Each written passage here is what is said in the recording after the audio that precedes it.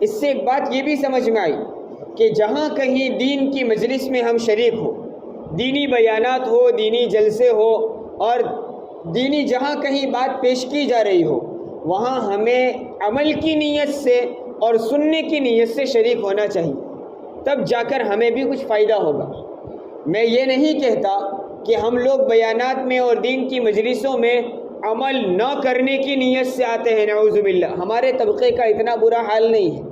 ہماری نیت یہ نہیں ہوتی ہے کہ جو کچھ کہیں ہمیں نہیں ماننا ہے، ہمارا حال یہ نہیں ہوتا، لیکن افسوس کی بات یہ ہے کہ ہم جس طرح عمل نہ کرنے کی نیت تو نہیں ہوتی، عمل کرنے کی نیت بھی نہیں کرتے، بس آئے، بیٹھ گئے، سن لیا اور پھر رخصت ہو گئے، تو اس کی وجہ سے خاطر خواہ فائدہ نہیں ہوتا۔ حالانکہ یہ بیٹھنا بھی بیکار نہیں جائے گا، اس پر بھی ثواب ملے گا، لیکن ہماری نیتوں کی کمزوریوں کی وجہ سے بہت بڑا نقصان یہ ہوتا ہے کہ ہمیں عمل کی توفیق نہیں ہوتی۔ جمعہ کے لیے آئے تو ہماری نیت یہ نہیں ہوتی ہے کہ بیان میں جو کہا جائے گا میں ضرور اس پر عمل کروں۔ میں یہ بھی نہیں کہتا کہ ہم یوں نیت کر کے آتے ہیں کہ مولانا جو کچھ کہیں ہمیں نہیں ماننا، ایسا بھی نہیں ہوتا، لیکن بس ایسے ہی بغیر نیت کے ہم آگے، بیان ہو گیا، خطبہ سن لیا، نماز پڑھ لی اور رخصت ہو گئے۔ جمعہ کے بعد ہمیں خود کو پتہ نہیں ہوتا کہ آج جمعہ کے بیان میں ہمیں کیا کہا گیا۔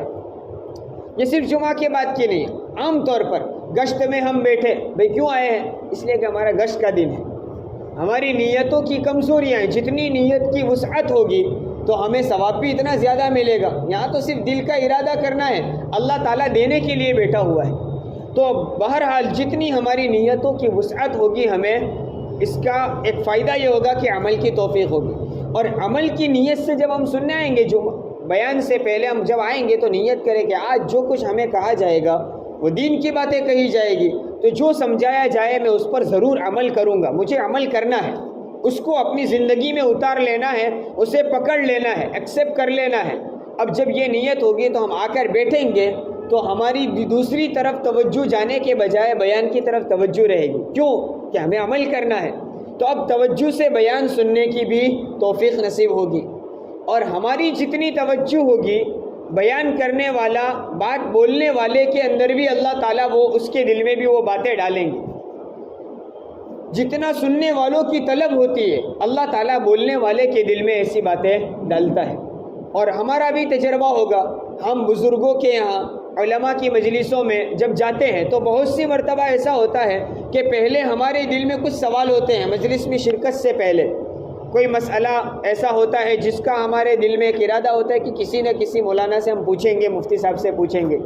کبھی کوئی گناہ کی ہمارے اندر عادت پڑ چکی ہوتی ہے اور ہم چاہتے بھی ہیں کہ عادت چھوٹ جائے، لیکن کیسے چھوڑیں، اس کا ہمارے اندر ایک داعیہ ہوتا ہے۔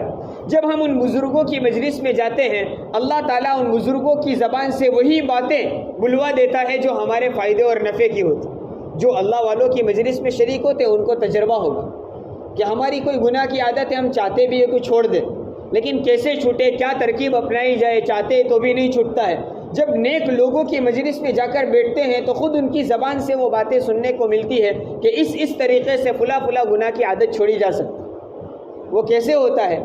ہماری طلب کی وجہ سے، ہمارے جذبے اور شوق کی وجہ سے اللہ تبارک و تعالیٰ اپنے ان نیک بندوں کی زبان سے وہ باتیں بلوا دیتا ہے۔